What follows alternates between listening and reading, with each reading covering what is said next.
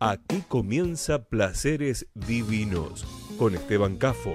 Te invitamos a compartir una hora dedicada a la buena música, vinos y algunos de los grandes placeres de la vida. Acompañan este programa Marcelo Pelleriti Wines, Bodegas Monteviejo y Selected Wines.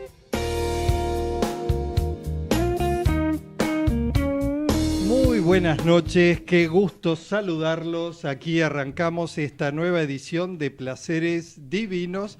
Como verán, aquellos que nos estén siguiendo por redes sociales, que va con imagen en HD, en directo, hoy una nutrida presencia en el programa, feliz de recibir a Iduna Weinert de Bodega y Cavas de Weinert.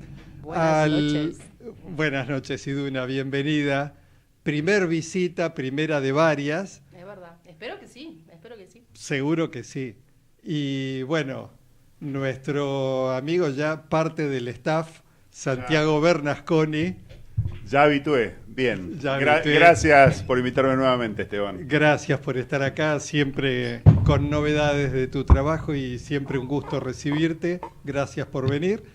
Y la señorita Iduna Weinert se ha venido con protección. Exactamente, vine con mi coequiper. Con el coequiper del área administrativa de la Bodega Weinert, Antonino. Virsi, un gusto estar acá, gracias. Encantado Antonino. Y bueno, acá estamos todos presentados. Poco tiempo, pues se va rápido, como para aprovechar en el contenido de este programa, poder compartir información de estas dos gratas visitas. Y empezamos por las damas. Iduna, contanos un poco. Mucha gente de los que estén escuchándonos conocen Bodega y Cavas de Weinert, pero siempre es bueno recordar un resumen de cómo tu padre, don Bernardo Weinert, un auténtico pionero, emprendedor si los hay, arrancó con este proyecto. ¿Cómo, cuándo, cómo fue que don Bernardo arrancó con Cavas de Weinert? Bueno, primero muchísimas gracias, Esteban, por la invitación.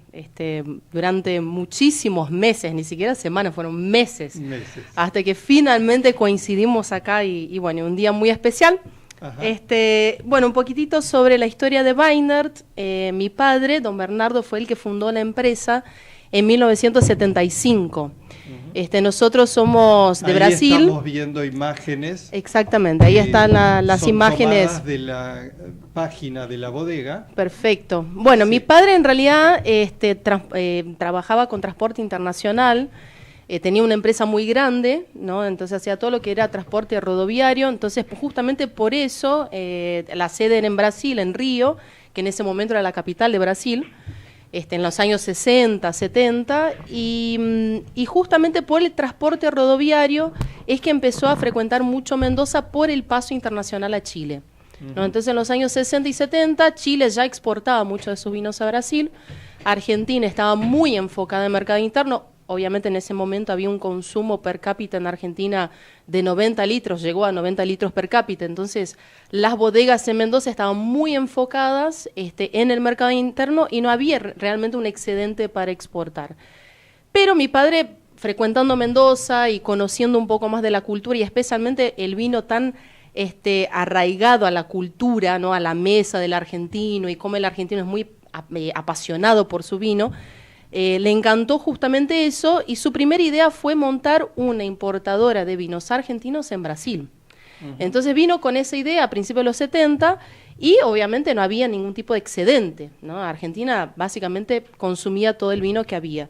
Así que decidió montar su propia empresa, compró una bodega muy linda, es una bodega de estilo neoclásico español, construida en 1890 por una familia española. Estaba abandonada hacía más de 20 años. Ahí estamos viendo imágenes de la reconstrucción. De la reconstrucción que emprendió tu padre. Exactamente. Bueno, entonces la compró en el 75, se asoció a don Raúl de la Mota, así que bueno, ¿no? Inminencia, nombre Si absolutamente... vamos a hacer algo, arranquemos por lo mejor. Exactamente, arranquemos por lo mejor. El 77 fue nuestra primer cosecha y desde un momento, desde el comienzo, Weinert estuvo muy enfocada en producir vinos de alta calidad y también aprovechando todos los canales de exportación que tenía mi padre por el transporte, ¿no? Entonces, desde siempre, de hecho, Brasil fue uno de nuestros principales mercados o primeros mercados. Estados Unidos, desde el año 85 ingresamos al mercado de Estados Unidos, Inglaterra, Alemania. Entonces es una marca que a nivel de exportación, a nivel mercado internacional, siempre estuvo muy enfocada y muy direccionada al mercado de exportación. Pero sin olvidar, obviamente, el mercado interno, justamente porque fue una de las cosas que más le gustó a mi padre, ¿no? Justamente la pasión y el contacto que tenía el argentino con los vinos y que sigue teniendo. Y en esa historia, y realmente muy meritoria de parte de tu padre, de rescatar esa joyita, está a 15, 20 minutos de Mendoza capital. Exactamente, sí, estamos muy cerca. En la llamada primera zona. Exactamente, nosotros estamos en la zona, se llama Luján de Cuyo, no estamos en la ciudad de Luján de Cuyo, estamos entre la ciudad de Mendoza y la ciudad de Luján de Cuyo. Estamos a 20 minutos por el acceso sur, hoy en día es al toque, claro. Sobre la avenida San Martín, que en ese momento, cuando fue construida la bodega en 1890, era la antigua Ruta 40. Claro. ¿No? Entonces, sobre esa ruta, sobre la avenida San Martín, están algunas de las bodegas históricas. Claro, cerca está Venegas. Exacto, cerca está Venegas, bueno, Norton está un poco más al sur, pero también es una bodega bastante antigua, una construcción antigua, Luigi Bosca, Lagarde. Sí. Bueno, somos algunas cuantas que tienen justamente construcciones muy antiguas, y Weinert lo que tiene de interesante es que nosotros desde el 77 que empezamos a producir con toneles, que es justamente lo que estamos viendo en las fotos, siempre seguimos añejando y produciendo vinos con una vinificación muy clásica, no una escuela, un norte enológico, si se quiere decir, no, un norte enológico tradicional francés, de Bordeaux, entonces sí, con crianzas muy largas. Muy siguiendo la orientación que era inspiración de la Mota también. Exactamente, exactamente. Bueno, de la Mota, de hecho, fue un discípulo de Émile Peinot, entonces siempre leyó muchísimo sobre sus conceptos enológicos en ese momento, a principios de los 70, hoy parece una cosa totalmente prosaica hablar de vinificación en varietal, ¿viste? O sea, claro, solamente en varietal, pero en ese momento era una cosa revolucionaria pensar, ¿viste? En vinificar por varietal. Estamos hablando de tradicional, pero en realidad él fue un innovador totalmente en lo que era la vitivinicultura de Argentina en esos años, ¿no? En los años 70. Exactamente, exactamente. Y te comento algo más, o comparto con los oyentes también, un recuerdo muy grato para mí, que una de las personas que más quiero en el mundo del vino, que es mi maestra en vinos, con la que inicié, pues no había carrera de sommelería ni nada, así que cuando empecé a dedicarme al tema del vino, yo soy ex bancario, así que en los 90, fines de los 90, hice un curso con Vilma Gutiérrez, que fue la encargada del laboratorio en Weinert. Mirá vos. Trabajó asociada con De la Mota, con Roberto de la Mota, con bodega, Ponce. Mirá vos. En la bodega de tu familia,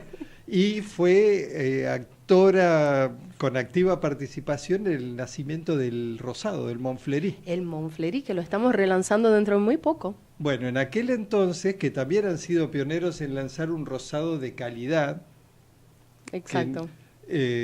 Como van fluctuando las modas, en algún momento los rosados se bebían más, pero el Montfleury fue un vino rosado distinguido, digamos. Y sí, porque aparte... No era un rosado de mesa. Claro, no, y aparte el rosado, bueno, hay diferentes formas, ¿no?, de vinificar un rosado. En ese momento el rosado se vinificaba muchísimo como la sangría, o sea, sí, lo que... Claro. El descarte es una palabra que por ahí parece un poco negativa, pero no lo es, o sea... Un subproducto, llamémosle, un derivado de... Y el Montfleury siempre fue vinificado como un rosado, ¿no? Entonces siempre fue... especialmente la uva Malbec, que siempre fue la base del Montfleury, vinificada como un rosado ceñé, o sea, 8 a 12 horas con en contacto con la cáscara y luego prensado, terminado como un vino blanco, entonces también como un rosado muy de alta gama, si se quiere decir, pero como un rosado a propósito, no como tal un cual. derivado de. Tal cual. De hecho, siempre fue un rosado con mucho cuerpo, un rosado con muy buena acidez, un rosado muy gastronómico.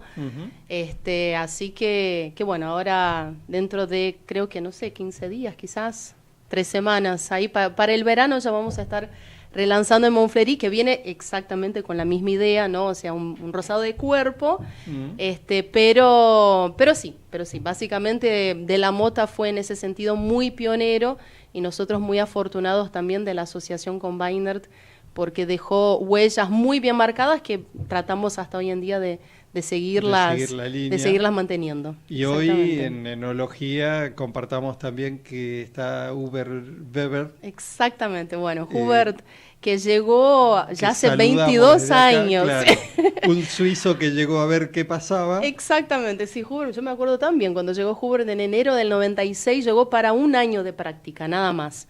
Y Hubert, bueno, es suizo, ya había hecho muchas prácticas en Francia, en diferentes regiones de Francia, y Suiza también siempre fue uno de nuestros principales mercados de exportación, y él, si no me equivoco, año 93, 94, una cosa así, probó el Cavas de Weinert 85, ¿no? Que es nuestro corte insignia, ¿no? La selección de los mejores toneles de la bodega, que de hecho, bueno, hoy trajimos acá un Cavas de Weinert, así que dentro de poco lo vamos a probar.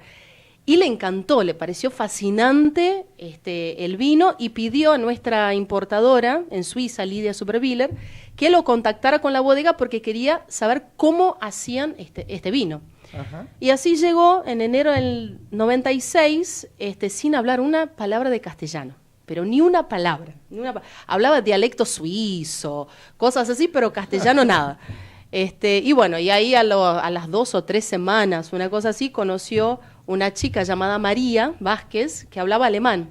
Hoy en día listo. María Weber, ya están casados, 3 hijos, así que listo. Y ahí se quedó Hubert. El ancla en Argentina, por si hiciera falta un poquito más. Tal cual. Y bueno, ya hemos mencionado el rosado, el Montfleury, pero un poco para ordenar esta descripción de los vinos que tiene en cartera la bodega. Otro de los vinos que en su momento fue un entry level para mí de lujo, porque un vino que fue mi debilidad, relación precio-calidad, cuando empecé en esto del vino en los 90, que es el Carrascal. Y sí. El Carrascal como blend, iba a decir bueno, bonito y barato, y una de esas no es la descripción más adecuada, pero un vino riquísimo, ¿sí? Muy bien acomodado al precio que se venía ofreciendo y bueno, un blend para disfrutar mucho en la franja de precios. Totalmente. Ese Carrascal que en su momento fue el entry level, hoy ustedes tienen otra gama que es Pedro del Castillo. En realidad nosotros hoy con lo que es la línea Weinert, que nosotros llamamos la línea clásica, o sea, vinos añejados en toneles y todo eso, el Carrascal sigue siendo el entry level. Es el vino que añeja de 2 a 3 años. Okay. Entonces el Carrascal tinto, ¿no? Que es el corte clásico, bueno, sigue existiendo, es un corte de Malbec, Cabernet Sauvignon y Merlot. Hoy en día también tenemos 2 varietales de esa línea, un 100% Malbec y un 100% Cabernet Sauvignon, que hoy en día estamos en cosechas 2013 yendo hacia una cosecha 2015. Entonces sigue mucho esa línea de un añejamiento un poco más prolongado. Y creo que lo que es muy interesante del Carrascal es la versatilidad, o sea, son vinos que tienen complejidad, tienen por supuesto no toda la parte del añejamiento, pero son vinos tomables, son vinos que vos te sentás y viste, abrís una botella y chao, listo, estás charlando ahí y tal listo, cual. Y te bajaste una botella y te dan ganas de tomar la segunda. De seguir, exacto. ¿No? Entonces eso siempre fue mucho el concepto del Carrascal. El nombre también es todo Weinert es todo muy clásico, muy histórico, ¿no? Sí, sí. Entonces, bueno, Carrascal también es una región en Mendoza, la estancia Carrascal es donde se conglomeraban fábricas de botellas a principios de 1900 que producían, bueno, todos los insumos de la industria. Entonces, todo está como interconectado en esa cuestión histórica, cultural, de la herencia, digamos, la herencia cultural de la industria del vino argentino. Así que bueno, eso es un poco... Pero sigue existiendo el Carrascal, Claro. sigue siendo el entry level de la línea clásica. De Y la el Pedro línea. del Castillo la estamos ahí reformulando, vamos a ver qué onda, A no sé ver, cómo. ¿qué Tal sigue? cual, va Pero a bueno. ser la novedad para 2019, así que voy a volver para presentar 2019 el Pedro del Castillo. Bien, bueno, hecho. Y en esa que charlábamos fuera de aire respecto de la idea, que no es casualidad, de reflejar en las etiquetas como ir haciendo cada vez un foco más cercano a la cava. Cada etiqueta, a medida que se va subiendo en la gama de vinos, entra un poco más en la bodega. Totalmente. Arranca en un primer estadio con un perfil del frente de la bodega. Exactamente. Después una vista interior de la cava y después una vista más cercana en el cava de Weiner de esos toneles tan característicos de Weiner. Contanos entonces cuáles son esas etiquetas a las que me estoy refiriendo Bueno, del foco en la etiqueta. Bueno, nosotros justamente empezamos, ¿no?, con lo que sería la gama Carrascal, que por ahí es la gama un poco más amplia, la gama de entrada. Son viñedos un poco más jóvenes, son viñedos de entre 20, 50 años. Entonces lo que se busca es reflejar mucho la fruta, el brillo de Mendoza, ¿no?, con un toquecito, tipo algunos toquecitos de ese estilo clásico que es tan característico de Weiner, ¿no? La personalidad Weiner, 2, 3 años, pero bueno, básicamente esa imagen amplia, digamos, de Mendoza es lo más importante, la imagen de los viñedos y todo eso. Y después vamos hacia la línea Weiner, varietales, que hoy estamos trabajando con cosechas, un Malbec 2006, un Cabernet Sauvignon 2006 y Merlot 2007, así que tenemos cosechas que son más maduras, más tiempo añejamiento, son vinos que nosotros tenemos una colección de 233 toneles, y los toneles varían entre 2.500 y 6.000 litros. Entonces sí, tenemos mucho vino añejando adentro de casa, básicamente, Sí. y durante ese añejamiento es que se va haciendo la selección de cuál vino va para cada línea, ¿no? Entonces la línea Weiner sería vinos 100% varietales. Empezamos con un poco más de complejidad desde el viñedo, entonces viñedos un poco más viejos, Sí. viñedos de 40, 50, hasta 100 años en algunos viñedos de Malbec. Empezamos a restringir también la zona, ya empezamos a trabajar solamente con Luján de Cuyo, viñedos de entre 900, 1100 metros, pero principalmente vinos que tienen más complejidad, no solamente del vino en sí, de la uva en sí, pero también un añejamiento más prolongado, ¿no? Entonces se quiere un poco más de profundidad, si quiere, en el vino. Y finalmente el Cavas de Weiner, que bueno, el nombre por sí ya dice, ¿no? El Cavas es una selección de la cava. Entonces durante todo ese tiempo añejamiento de los 3 varietales, vamos seleccionando los toneles que son más expresivos de cada uno de los varietales para componer el blend. Es un blend de 40% Malbec, 40% Cabernet Sauvignon y 20% Merlot, que de hecho existe desde el año 77, entonces también viene mucho de ese norte o de esa escuela francesa donde el blend, hoy en día se habla muchísimo de blends y se da mucha manija a los blends, pero antes por ahí el blend era el descarte, ¿no? Para nosotros siempre fue lo contrario, siempre fue el mejor vino, nosotros hacemos un corte. Tal cual. ¿No? Entonces también viene mucho eso, viste, como el norte o la escuela muy francesa, donde con un corte también es la posibilidad del enólogo de mostrar su arte como un blender, ¿no? Como un hacedor de vinos, no solamente en cuanto a la vinificación y todo eso, pero con también... un plus respecto Claro. de lo que obtuvo con lo mejor de cada varietal. Tal cual, ¿no? De entender cuáles son los hijos que tiene o todas las paletas que tiene para componer una cosa muy única. Exacto. Así que bueno, y entonces el Que Cavas supera las hace, partes. exacto, Exacto. hace referencia a la cava de Weiner, ¿no? A las cavas que también son cavas construidas en 1890, unas bóvedas impresionantes de ladrillos, pared de piedra, una cosa realmente muy, muy linda. Claro, que las veíamos así en imágenes, pero que es maravilloso, además, buenísimo para esa sabia conservación natural producto de ser subterráneo y el tipo de construcción. Totalmente. Que mantiene en un lugar con semejante amplitud térmica y con días sumamente calurosos, la estabilidad y baja o mediana baja temperatura, pero sobre todo la estabilidad, es fundamental. Totalmente. Y antiguamente, sabiamente, cuando no había tanta tecnología, se conseguía con las piletas, esos piletones de hormigón, que seguramente son los que usamos hasta hoy en día, tal cual. Y con esas cavas que son una belleza de recorrer, más allá de estéticamente, sí. Funcionalmente. No, y aparte es muy bueno, nosotros recibimos muchísimo turismo también. Ajá. En Weindert, bueno, ¿no? Es realmente un lugar muy, muy interesante de visitar. Y siempre, bueno, a mí me parece muy gracioso que las cavas en verano es el lugar fresquito, viste, 16 grados, todo el mundo no quiere salir, y en invierno, que hace -2 afuera, en la cava está 14 grados. Está lindísimo también, no quieren salir exactamente. Tampoco. Exactamente, entonces, y es miran totalmente de natural. reojo los vinos que tienen al lado. Exactamente, entonces realmente es un lugar que bueno, que es precioso y se siente muchísimo, como decís, ¿no? Toda esa sabiduría antes de la tecnología, pero la sabiduría que existía en cuanto a construcciones para producir y para mantener un espacio naturalmente a una temperatura y una humedad estable. Es realmente impresionante. Y otro tema que es respetando y aceptando la diversidad que hay de propuestas, de opciones, de productos diferentes, bienvenidos sean. Yo entiendo la vitivinicultura como una actividad pensada y desarrollada a largo plazo.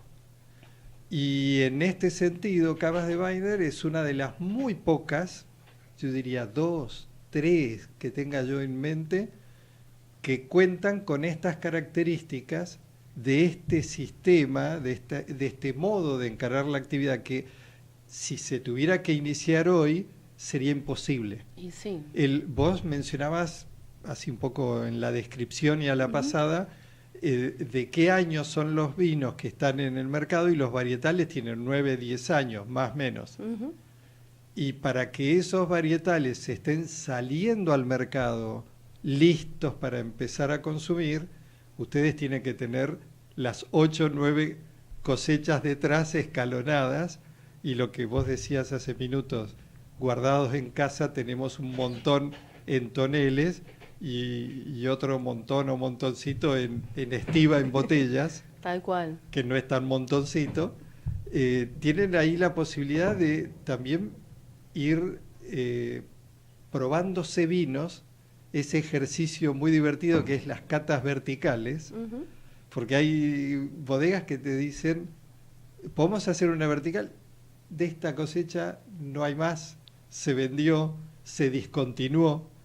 El que haya una línea de coherencia y de mantenimiento de estilo de vinos, de etiquetas clásicas, te permite hacer esa comparación bien clara de la evolución a lo largo del tiempo, y son muy pocas en las que se puede contar esto. Y sí, totalmente. Ese es un plus que aquellos que...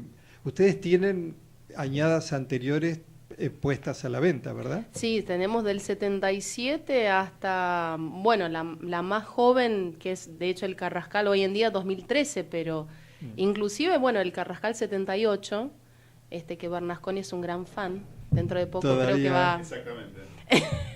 Acá lo tenemos va a hablar. porque no ahora me va a trajo hablar. hoy, pero bueno, doy fe que es bueno. No, traje otra cosa especial, ¿está? Pero bueno, no, pero tenemos el 77, 78, 83, de hecho hace un mes y medio, 2 meses por ahí, hicimos una cata vertical del Cavas con Soma, que es nuestra distribuidora acá en Buenos Aires. Ellos tienen un espacio en la calle El Salvador, que se llama Vino El Salvador, una vinoteca, showroom, una cosa así. Y bueno, hicimos 6 cosechas del Cavas de Weindert, exactamente el mismo blend. No llegamos al 77, partimos del 90, ¿no? Entonces, y eso también es súper divertido, justamente ver cómo cómo añeja y cómo evoluciona, cómo desarrolla, no solamente cuando abrís el vino, pero después cuando obviamente ese tipo de evento tenés que ir con tiempo, ¿no? Para que el vino respire, para ver cómo evoluciona en la copa, así que eso también es sumamente divertido. Y nosotros sí siempre presentamos los vinos de los 80, de los 70 inclusive, especialmente 77, 78. Somos muchas veces seleccionados a presentar estos vinos internacionalmente como una muestra del potencial de guarda, ¿no? de un vino argentino. Cómo son capaces de evolucionar. Exactamente. Y tienen las muestras. Sí, tenemos muestras, tenemos stock, stock a la venta. De vez en cuando nos pasa, como Suecia, ahora hace, 3 meses, entramos viste que Suecia es un monopolio, ¿no? Sí. A mí me encantan los monopolios, a mí me fascina, viste toda la cosa así burocrática, súper ordenada, y no sé, me encanta, monopolio Suecia, me encanta, Canadá, tal cual, funciona. Son mis favoritos, Noruega, Suecia, todas Después esas cosas. Le preguntamos a Santiago qué opina, que él le ha tocado sufrirlos también, ¿no? No, por supuesto. Ocupándote en eso. Pero cuando estás del lado adentro están bárbaros, cuando estás afuera son complicados, ¿no? Tal cual. Y nos tocó justo con Suecia, yo conocí a la compradora del monopolio, vino en un viaje a la Argentina, probó los vinos, obviamente Weingart es un estilo muy particular, muy único, entonces no es que entras a un volumen masivo, pero sí tenés un nicho sumamente interesante. Y me preguntó, de un stock, un Malbec 95, un Cabernet 97, cuál era la disponibilidad. Y se me ocurrió poner la disponibilidad total, compró todo. Entonces cuando vino, a la orden de compra, digo, y ahora nos quedamos sin nada. Quedamos con, 12, 18 botellas de cada uno, una cosa así, pero bueno, listo, ya está. Entonces, no problema. Tal cual. Sí, claro. Pero bueno, sí es algo que jugamos mucho con cosechas especiales, y no solamente cosechas especiales, pero también, el concepto de la guarda de un vino y cuándo y cómo también disfrutar de un vino de guarda. Tal cual. Entonces sí, nosotros lanzamos los vinos cuando están listos para tomar, pero después tienen guarda y queda para cada uno, sus ganas y su capacidad de retener el deseo de no abrir una botella de Weingart. Esa especie de masoquismo. Claro. Exacto. De masoquismo nocivo para la bodega. Consuma y vuelva a comprar. Exacto. Pero mira, el que quiera consumir ahora, no se hagan problema porque yo voy a guardar un par de botellas para dentro de 10 años, van a poder comprar de vuelta, no hay ningún problema.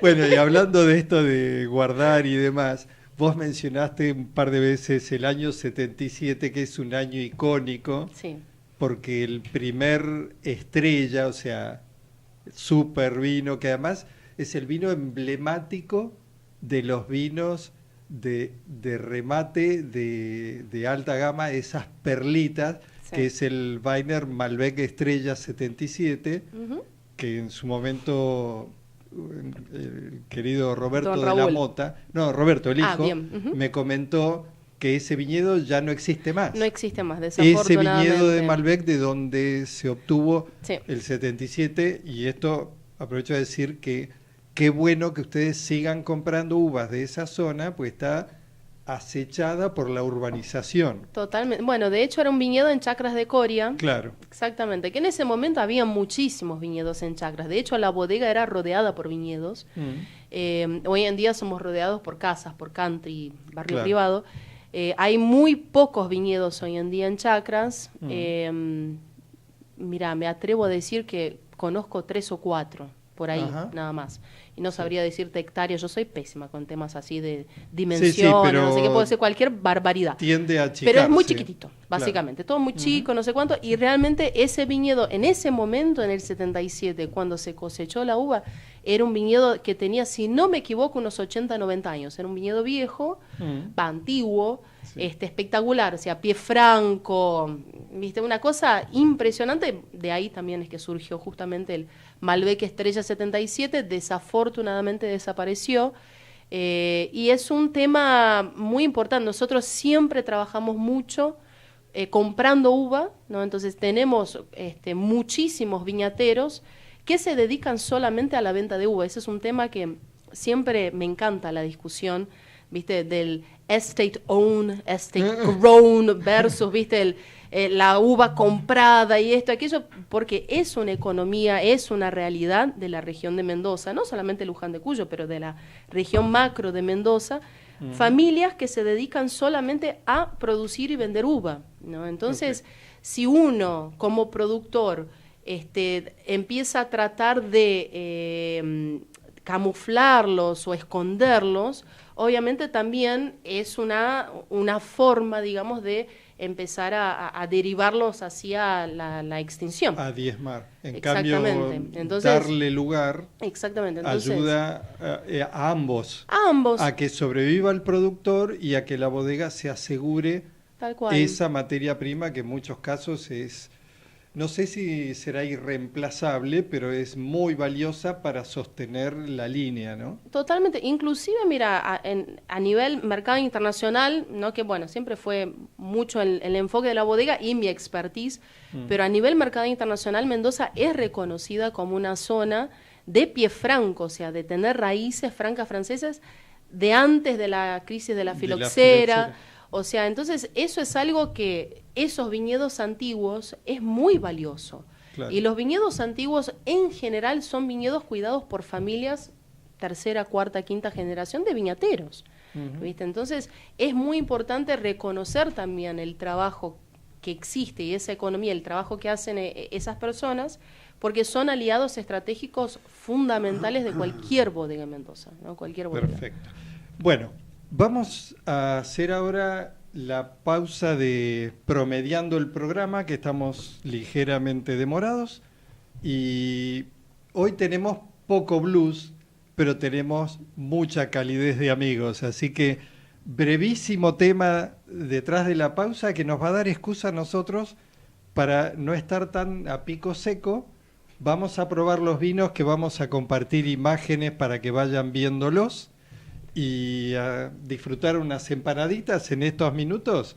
No se vayan, que seguimos charlando con Santiago. Un segundo, Esteban, te voy a mandar un saludo muy especial a Gastón y Silvina de Carlos Salas, pueblo de la provincia de Buenos Aires, que me están mandando mensajes que están escuchando en este momento. Ah, buenísimo. Bueno, es gracias. Un crack. Gracias, Gastón y Silvina, por el club de fans de Santiago Bernasconi. Y yo, ya que estamos en saludos, un minutito, un segundo más. Jorge Nasralla, un abrazo, Jorgito, por estar siempre pendiente, un docente de aquellos de allí de Mendoza, de enología. Y Jorge fue mi lazarillo, mi ayuda a memorias, que hoy se conmemora también el Día del Enólogo y el productor frutihortícola. Así que gracias, Jorge, por tu recordatorio. Acabo de acordarme, pues no estoy ni mirando el apunte, pues me enfrasqué en la charla. Y bueno, un abrazo, saludos también por seguirnos. Vamos a la pausa y seguimos en minutos.